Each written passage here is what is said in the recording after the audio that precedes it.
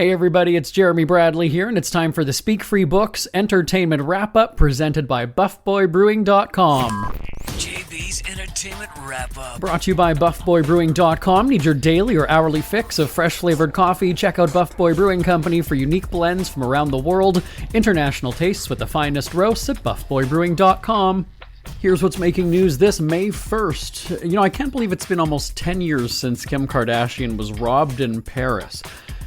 And let me just give for an entertainment reporter, it's one of those moments of, do you remember where you were when? And I do. It was a Sunday night. We had just finished recording our top 40 and entertainment headline shows for the next morning when all of a sudden we got a news alert and started tracking the story. It was after midnight in North America. Now, all these years later, the trial is underway with the so-called grandpa robbers who are tied up, just as Kardashian was, in a $10 million jewelry heist.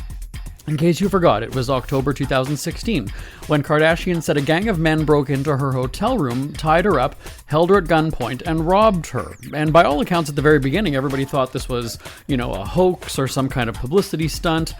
Well, turns out the accused ringleader, though he denies that title, is 68-year-old Omar Kedek, who admits he was involved and said he was the one who tied up Kardashian, held her at gunpoint, and bound her with plastic ties and duct tape, and left her in the bathtub as the gang looted her hotel room. We're learning now that the deaf and mute man was living under an assumed name at the time of the robbery, and he was wanted in connection to a drug trafficking case years earlier.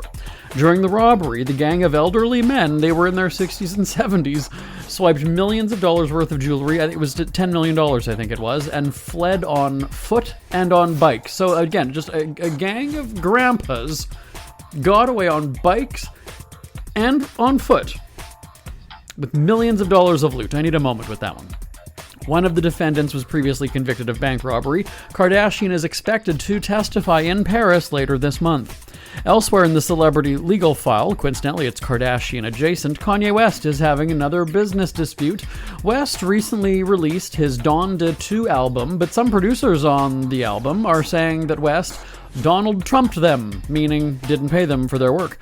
Two producers, Jamal Gwynn and Brian Miller, say they worked on 8 of the album's songs but got stiffed when it came to pay. They alleged West scoffed at the idea of paying them because West says that he's the one who taught them everything they know in the first place, so why should he pay them? The producers aren't having that and want the album pulled from streaming services because of non-payment. Now, we haven't heard any further comment from West aside from what the producers alleged. No word if they're threatening legal action, and then secondly, how would they just produce stuff with not like a contract or any sort of agreement on payment? So I'm wondering if this is their own stupidity. Now again, we haven't heard from West, we don't know his side of the story, but we're definitely going to keep a lookout for that. And that is a check of your celebrity headlines for this Thursday, May 1st. I'm back tomorrow right here on the Speak Free Books Entertainment Wrap-Up presented by BuffBoyBrewing.com. Till next time, I'm Jeremy Bradley. For a great cup of joe, there's one thing you should know. Your morning brew can also be playful.